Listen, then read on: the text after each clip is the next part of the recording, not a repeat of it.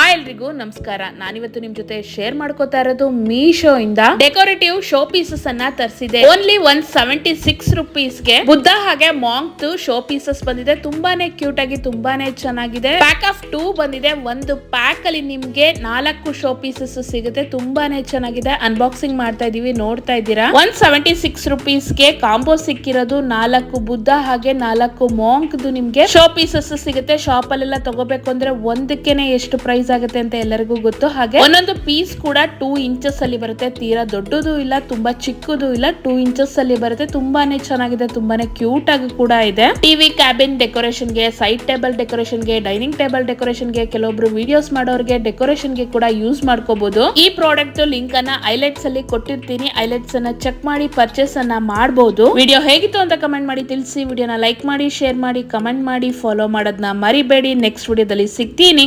ಖುಷಿಯಾಗಿರಿ. ನಮಸ್ಕಾರ.